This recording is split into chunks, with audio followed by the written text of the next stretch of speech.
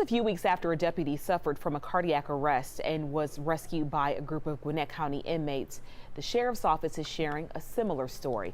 11 Alive's Brittany Klein-Peter has more.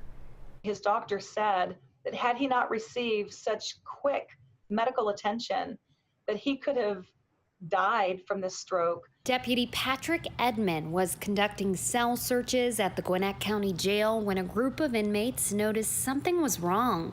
And he said that he leaned over to pick up the blanket he dropped. And when he did, he got a little lightheaded. And when he stood up, one of the inmates said, "Are you okay?" And he said, "I'm fine."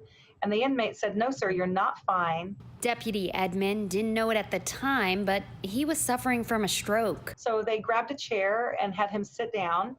They got on his police radio to call for help. Another inmate went to the phone to dial for help. Other inmates went to the side of the unit that neighbors another housing unit, and they were banging on the wall and the door that is between the two units to get the attention of the deputy next door. And in fact, that deputy was the first deputy on the scene just a little over a minute later. The deputy was flown to Grady Hospital, where he received life-saving surgery. Just a few weeks earlier, another deputy suffered from a medical emergency while on duty in the jail, and a group of inmates ran to his aid as well. It's pretty incredible that just within a period of weeks, we've had two young, healthy deputies with no medical histories suffer life-threatening medical emergencies while they're on duty working in the jail, and both times inmates came to their rescue. The sheriff's office says that both of these incidents demonstrate the positive relationships that can be formed within a jail between inmates and law enforcement. You know, the good thing is there are some things we learn from these